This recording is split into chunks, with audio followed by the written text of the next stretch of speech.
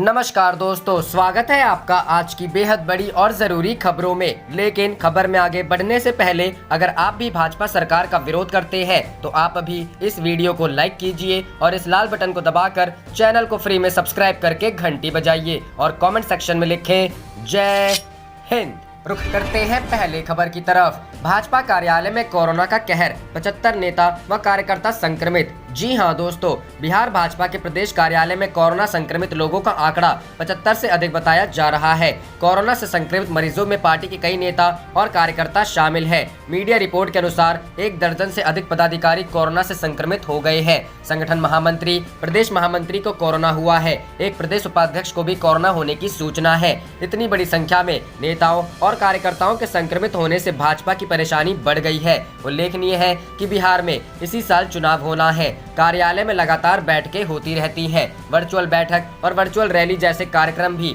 इसी कार्यालय से संचालित होते हैं। इस बीच पूर्व सांसद और जाप प्रमुख राजेश रंजन उर्फ पप्पू यादव ने ट्वीट कर कहा है कि भाजपा के प्रदेश कार्यालय में 75 कोरोना पॉजिटिव मरीज मिले हैं। क्या बिहार में यह तबलीग का दफ्तर है? यहाँ मौलाना साद कौन है? पप्पू यादव ने आगे लिखा है कि क्या छोटा मोदी है मौलाना साद? बाढ़ में वर्चुअल रैली कर कोरोना फैलाया जा रहा है।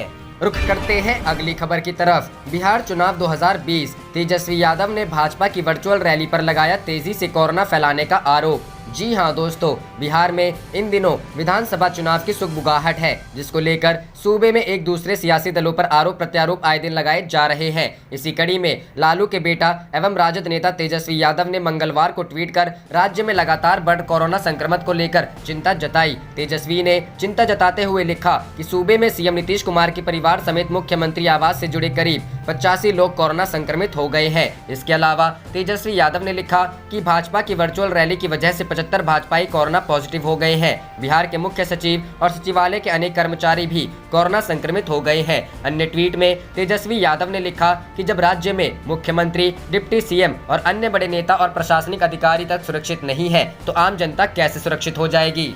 रुख करते हैं अगली खबर की तरफ। कोरोना पर राहुल गांधी का ट्वीट, इस हफ्ते 10 लाख पार कर जाएगा आंकड़ा। जी हां दोस्तों, देश में कोरोना वायरस की रफ्तार अब बेकाबू हो गई है और हर 4 से 5 दिन के अंदर 1 लाख नए मामले सामने आ रहे हैं। इस बीच कांग्रेस नेता राहुल गांधी ने एक बार फिर इस मसले को उठाया है और सवाल खड़े किए हैं। बुधवार को कांग्रेस नेता राहुल गांधी ने ट्वीट कर लिखा कि इस हफ्ते हमारे देश में कोरोना वायरस के कुल केस की संख्या 10 लाख का आंकड़ा पार कर लेगी। आपको बता दें कि कांग्रेस नेता राहुल गांधी लगातार कोरोना संकट को लेकर केंद्र सरकार पर निशाना साध रहे हैं। फिर चाहे लॉकडाउन की नाकामी हो या फिर 21 दिन की लड़ाई में फेल होने की बात, राहुल की ओर से अक्सर सोशल मीडिया का सहारा लेकर केंद्र सरकार पर निशाना साधा जा रहा है। कांग्रेस नेता राहुल गांधी ने इस ट्वीट के साथ विश्व स्वास्थ्य संगठन के उस बयान को भी साझा किया है जिसमें दावा किया गया है कि कोरोना वायरस अभी और भी खतरनाक होगा और ऐसे वक्त में ना तो वैक्सीन काम आएगी और ना ही कोई इम्यूनिटी बूस्टर। साथ ही WHO ने कई देशों के कोरोना वायरस से निपटने के तरीके पर भी सवाल खड़े किए हैं। गौरतलब है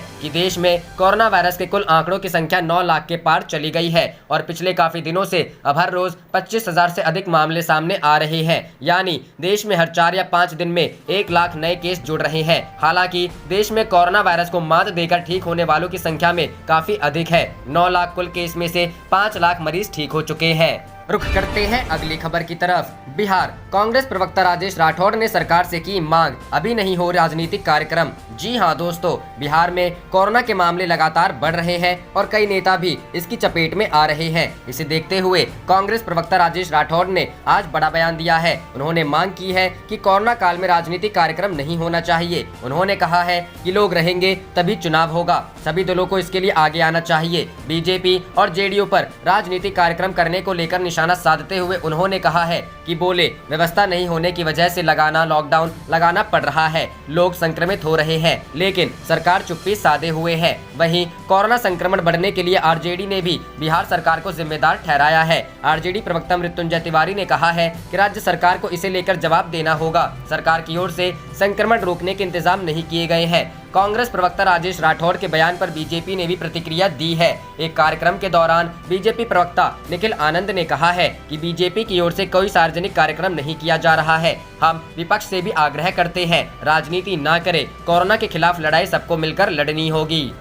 रुख करते हैं अगली खबर की तरफ। सीबीएसई 10th रिजल्ट 2020, एचआरडी मंत्री ने की घोषणा, कल जारी होगा सीबीएसई 10वीं रिजल्ट। जी हां दोस्तों, सीबीएसई 10वीं रिजल्ट कल cbse.nic.in, cbseresults.nic.in और results.nic.in पर जारी होगा। मानव संसाधन विकास मंत्री रमेश पोखरियाल निशंक ने घोषणा की है कि सीबीएसई कक्षा 10वीं के नतीजे बुधवार 15 जुलाई को जारी किए जाएंगे। उन्होंने सभी स्टूडेंट्स को शुभकामनाएं भी दी है। 12वीं की तरह 10वीं भी रिजल्ट में टॉपरों का ऐलान नहीं किया जाएगा। सीबीएसई ने कोरोना वायरस के कारण उत्पन्न परिस्थितियों को देखते हुए इस वर्ष मेरिट सूची जारी नहीं करने का निर्णय लिया है। 10वीं के करीब 18 लाख बच्चे बेसब्री से अपने नतीजों का इंतजार कर रहे हैं। छात्र छात्राएं अपना रिजल्ट सीबीएसई की वेबसाइट के अलावा उमंग ऐप और डिजी रिजल्ट्स ऐप में भी चेक कर सकेंगे। इसके अलावा वीआरएस सिस्टम और एसएमएस भेजकर भी अपना रिजल्ट चेक कर सकेंगे। सीबीएसई ने सोमवार को बिना सूचना दिए 12वीं कक्षा का परीक्षा परिणाम जारी कर सबको चौंका दिया था। 12वीं में 88.78% बच्चे पास हुए हैं। लड़कियों का पास प्रतिशत लड़कों की तुलना में 5.96% बेहतर रहा। दिल्ली के छात्रों के रद्द हुए थे पेपर। आपको बता दें कि सीबीएसई 10वीं और 12वीं की परीक्षाएं 15 फरवरी 2020 से शुरू हुई थी, जिसमें 10वीं का अंतिम पेपर 18 मार्च को था। दिल्ली के कुछ इलाकों में कोरोना वायरस से पहले दंगा भड़का था, जिस कारण से सीबीएसई पूर्वी दिल्ली के परीक्षा केंद्रों की परीक्षाएं स्थगित कर दी गई थी। दिल्ली के इन इलाकों की परीक्षाएं पहले कराई जानी थी, लेकिन सुप्रीम कोर्ट के निर्देश के बाद सीबीएसई ने कोरोना वायरस संकट को देखते हुए 10वीं और 12वीं परीक्षाएं रद्द करने का फैसला किया था। ऐसे में दिल्ली के सीबीएसई 10वीं के छात्रों का result internal assessment, project work और असाइनमेंट वर्क के आधार पर जारी किया जाएगा। सीबीएसई ने सुप्रीम कोर्ट को बताया था कि सीबीएसई 12वीं के छात्र जो असेसमेंट मार्क्स से संतुष्ट नहीं होंगे, उन्हें बाद में परीक्षा में बैठने का मौका दिया जाएगा, जबकि 10वीं के छात्रों का यह असेसमेंट से जारी किया गया रिजल्ट ही अंतिम रिजल्ट होगा।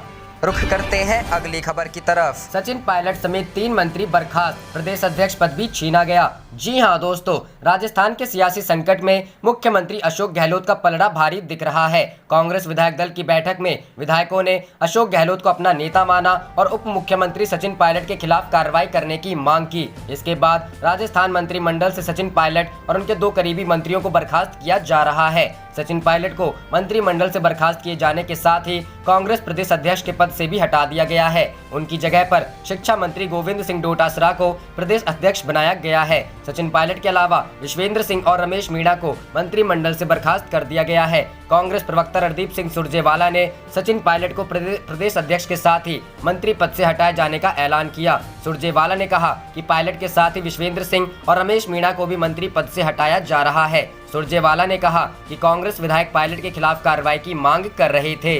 रुख करते हैं अगली खबर की तरफ। शिवसेना के मुखपत्र सामना में बीजेपी और सचिन पायलट पर साधा गया निशाना। जी हां दोस्तों, शिवसेना के मुखपत्र सामना में राजस्थान के मुद्दे को लेकर बीजेपी और राज्य के उप मुख्यमंत्री सचिन पायलट पर निशाना साधा गया है। सामना में लिखा है कि एक और जहां देश कोरोना संकट से जूझ रहा है, भारतीय जनता पार्टी ने कुछ अलग ही उपद्रव मचाया हुआ है। इस दौरान भाजपा ने मध्य प्रदेश में कांग्रेस की कमलनाथ सरकार गिराई। अपनी जीप पर लगे खून के पचने के पहले ही राजस्थान में गहलोत सरकार को गिराकर डकार लेने की स्थिति में भाजपा दिख रही है, लेकिन यह संभव नहीं लगता। मध्य प्रदेश में कांग्रेस के ज्योतिरादित्य सिंधिया 22 विधायकों के साथ भाजपा में विलीन हो गए। सिंधिया को इनाम के रूप में राज्यसभा मिली। भविष्य में वे मंत्री भी बनेंगे। जब मध्य प्रदेश का निवाला निकला, तभी लोग आश्वस्त थे कि अगला नंबर राजस्थान का होगा। शर्त लगाकर कहा गया कि उप मुख्यमंत्री सचिन पायलट ज्योतिरादित्य सिंधिया की राह पर ही चलेंगे। यह सच होता दिख रहा है। सचिन पायलट 30 विधायकों के साथ राजस्थान में बगावत कर रहे हैं, ऐसी बात की जा रही है, लेकिन ये आंकड़ा ज्यादा दिखाई जा रहा है। 200 सदस्यीय राजस्थान विधानसभा में कांग्रेस के 107 और भाजपा के 72 विधायक हैं। निर्दलीय और अन्य विधायक भी सरकार के साथ थे। उनमें से कुछ परंपरा के अनुसार बाढ़ पर जाकर बैठे हैं। पायलट का दावा है कि कांग्रेस सरकार अब अल्पमत में है। हालांकि पायलट की बात सच भले ही हो, लेकिन सरकार का भविष्य विधानसभा में तय होगा। विधायक दल के नेता और मुख्यमंत्री अशोक गहलोत द्वारा बुलाई गई कांग्रेस विधायकों की बैठक में 10 से 12 पायलट समर्थक विधायक भी शामिल थे। इसलिए विधानसभा में सिरों की गिनती के बाद ही वास्तविक संख्या ज्ञात होगी। जब तक विधायकों के सिर ठीक से नहीं गिन लिए जाते, तब तक भारतीय जनता पार्टी खुलकर कुछ नहीं करेगी। भारतीय जनता पार्टी इसके लिए खुलकर कुछ नहीं कर रही है, लेकिन सरकार को अस्थिर करने के लिए पर्दे के पीछे से उनका राष्ट्रीय कार्य चल ही रहा है। फिलहाल भाजपा के दृष्टिकोण से पायलट का बच्चों वाला खेल कांग्रेस का एक आंतरिक मुद्दा है और इससे उनका कोई लेना देना नहीं है। जब ज्योतिरादित्य सिंधिया को अपने में मिलाया उस समय भी यह भाजपा के लिए एक आंतरिक मुद्दा था और अब पायलट का खेल भी एक आंतरिक मुद्दा है।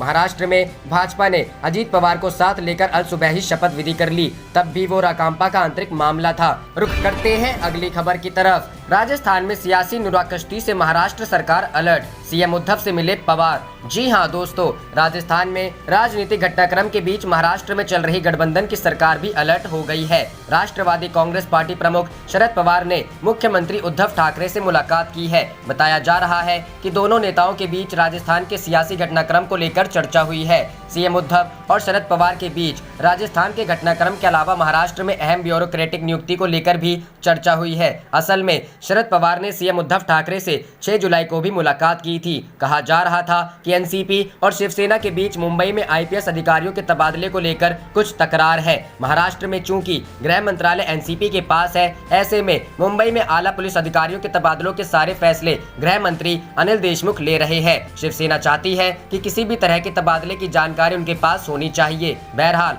शरद पवार से पहले कांग्रेस के प्रदेश अध्यक्ष और राजस्व मंत्री बाला साहब थोराट ने भी सीएम उद्धव ठाकरे से मुलाकात की थी। दिलचस्प बात यह है कि शिवसेना के मुखपत्र सामना के कार्यकारी संपादक संजय रावत से शरद पवार ने अपने इंटरव्यू में कह चुके हैं कि महाराष्ट्र में गठबंधन सरकार में सहयोगी पार्टियों के बीच और अधिक बातचीत करते रहने की जरूरत है। बता दें कि महाराष्ट्र में भारतीय जनता पार्टी के कुछ नेता अक्टूबर में कुछ आश्चर्यजनक घटने की बात कहते रहे हैं। रुख करते हैं अगली खबर की तरफ। बिहार, बढ़ते कोरोना संक्रमण पर तेजस्वी का तंज, सीएम मंत्री सुरक्षित नहीं तो आम आदमी का क्या। जी हां दोस्तों, बिहार में कोरोना वायरस से संक्रमण के मामले तेजी से बढ़ रहे हैं। नीतीश कुमार के नेतृत्व वाली राष्ट्रीय जनतांत्रिक गठबंधन सरकार में गठबंधन सहयोगी भारतीय जनता पार्टी के कार्यालय में भी कोरोना ने दस्तक दे दी है। भाजपा कार्यालय के नेता, स्टाफ समेत कुल 75 लोग कोरोना से संक्रमित हो गए हैं। अब इसे लेकर विपक्षी राष्ट्रीय जनता दल ने मोर्चा खोल दिया है। बिहार विधानसभा में विपक्ष के नेता आरजेडी के तेजस्वी यादव ने ट्वीट कर कहा है कि वर्चुअल रैली के कारण भाजपा के 75 नेता संक्रमित हुए हैं। उन्होंने नीतीश सरकार पर तंज भी किया। कोरोना के मुद्दे पर शुरू से ही प्रदेश सरकार के खिलाफ आक्रामक रहे तेजस्वी ने ट्वीट कर कहा कि जब मुख्यमंत्री और उप मुख्यमंत्री सुरक्षित नहीं तो आम आदमी का क्या। आरजेडी नेता मुख्यमंत्री नीतीश कुमार पर भी जोरदार हमला बोला। उन्होंने कहा कि मुख्यमंत्री आवास में 85 लोग परिवार समेत कोरोना से संक्रमित हो गए। तेजस्वी इतने पर ही नहीं रुके। उन्होंने कहा कि उप मुख्यमंत्री आवास के निजी स्टाफ सहित अनेक लोग भी कोरोना की चपेट में आ गए। तेजस्वी यादव ने कहा कि प्रदेश के मुख्य सचिव और सचिवालय के कई कर्मचारी भी कोरोना वायरस से संक्रमित हो चुके हैं। गौरतलब है कि भाजपा दफ्तर के स्टाफ और नेताओं समेत लगभग 100 लोगों का 13 जुलाई को कोरोना टेस्ट कराया गया था। इनमें से 75 लोगों के कोरोना टेस्ट की रिपोर्ट पॉजिटिव आई है। बिहार में कोरोना के संक्रमण के एक्टिव केस 5500 के करीब पहुंच गए हैं।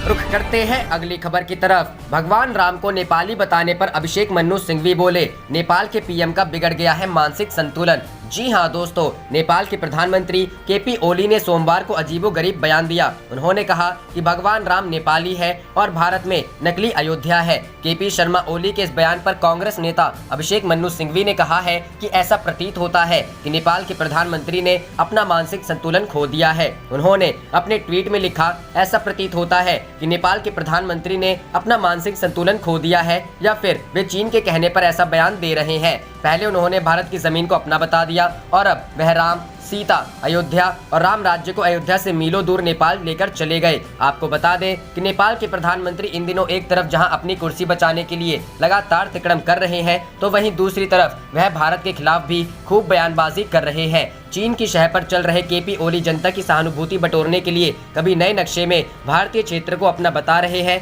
तो कभी नेपाल में कोरोना वायरस के प्रसार के लिए भारत से आ रहे लोगों को कसूरवार ठहरा रहे हैं। इस बीच भारत के खिलाफ लगातार भड़काऊ बयान देकर अपनी कुर्सी बचाने की फिराक में लगे नेपाल के प्रधानमंत्री केपी ओली ने अजीबोगरीब बयान दिया है। ओली ने कहा कि भगवान राम नेपाली है ना कि भारतीय। नेपाल की मीडिया के मुताबिक केपी ओली ने कहा, असली अयोध्या नेपाल में है ना कि भारत में। भगवान राम नेपाली है ना कि भारतीय।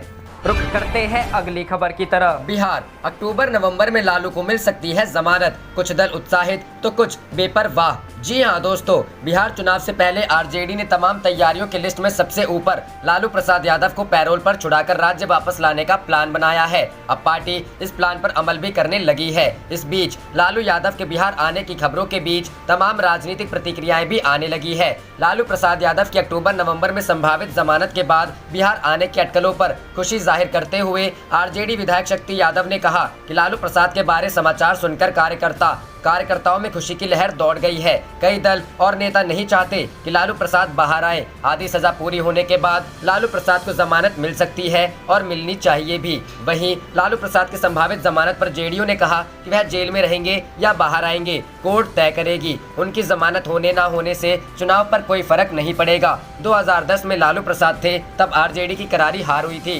2020 के चुनाव में 2010 से अलग स्थिति नहीं है। इस पर कांग्रेस नेता और एमएलसी प्रेमचंद मिश्रा ने कहा कि अगर लालू प्रसाद जमानत पर रिहा होते हैं तो महागठबंधन को फायदा मिलेगा। आधी सजा पूरी करने के बाद जमानत का प्रावधान है। लालू प्रसाद बाहर आएंगे तो महागठबंधन को इससे फायदा होना तय है। रुख करते हैं अगली खबर की तरफ। राहुल बोले, फांसीवादियों के हाथ में है न्यूज मीडिया, नफरत फैलाकर देश को कर रहा कमजोर। जी हां दोस्तों, कांग्रेस सांसद राहुल गांधी ने कहा है कि भारत के न्यूज मीडिया का ज्यादातर हिस्सा फांसीवादियों के हाथों में है और नफरत फैलाने का काम कर रहा है। राहुल ने कहा है कि वो अब वीडियो के जरिए लोगों के साथ अपने विचारों को रखेंगे। राहुल ने ट्वीट कर ये बात कही है। राहुल ने सोमवार शाम को ट्विटर पर लिखा, आज के समय में भारतीय न्यूज मीडिया का बड़ा हिस्सा फांसीवादी ताकतों के हाथ में है और उनके हितों के लिए काम कर रहा है। लगातार नफरत से भरी और गलत खबरें टीवी चैनल पर चल रही हैं। व्हाट्सएप पर झूठ और भ्रामक बातें फैलाई जा रही हैं। झूठ के इर्द गिर्द तैयार किया गया ये नैरेटिव भारत को तोड़ने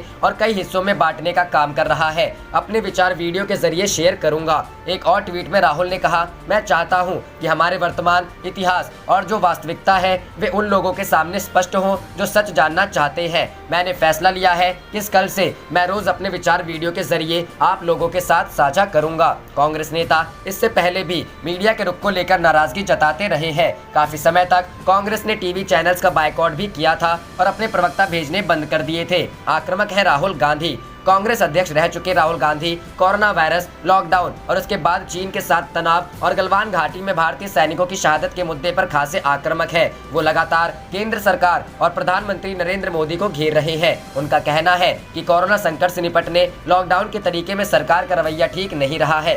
साथ ही चीन के भारतीय सीमा में आने को लेकर भी राहुल लगातार मोदी सरकार पर हमलावर है और सवाल कर रहे हैं। कोरोना को लेकर भी सरकार से किया सवाल। कोरोना के हर रोज बढ़ते केस पर भी सोमवार को राहुल गांधी ने एक चार्ट शेयर करते हुए सरकार से सवाल पूछा कि क्या कोरोना के खिलाफ लड़ाई में भारत सही पोजीशन में है। राहुल ने भारत में कोरोना वायरस के मामले बढ़ने की दुनिया के कई देशों में कोविड-19 के संक्रमण में बढ़ोतरी से तुलना करने वाला एक ग्राफ साझा करते हुए ट्वीट किया। रुख करते हैं अगली खबर की तरफ। रोजी रोटी के लिए फिर दिल्ली लौट रहे प्रवासी मजदूर, लेकिन अनलॉक होने के बावजूद नहीं मिल रहा काम। मजदूरों ने बयां किया दर्द। जी हां दोस्तों, देश में कोरोना वायरस महामारी के प्रकोप को नियंत्रित करने के लिए जब पहली बार लॉकडाउन लागू हुआ, तब दिल्ली में रह रहे प्रवासी मजदूर हरिंदर कुमार अपने कपड़े, मोबाइल, चार्जर और एक कंबल लेकर यूपी के इटावा में स्थित अपने गाँव में लौट आए। उन्हें अपने गाँव तक पहुँचने में पूरा एक दिन लगा, जहाँ कुमार और उनके परिवार के 4 सदस्यों ने अपनी 2 बीघा जमीन पर गेहूं और धान उगाकर खुद को जिंदा रखा।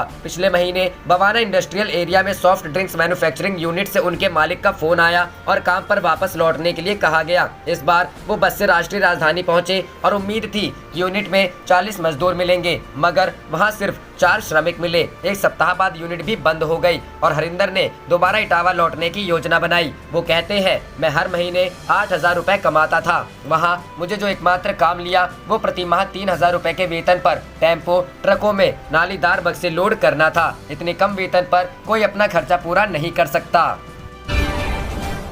आप देख रहे थे आपका अपना चैनल जय हिंद जय भारत।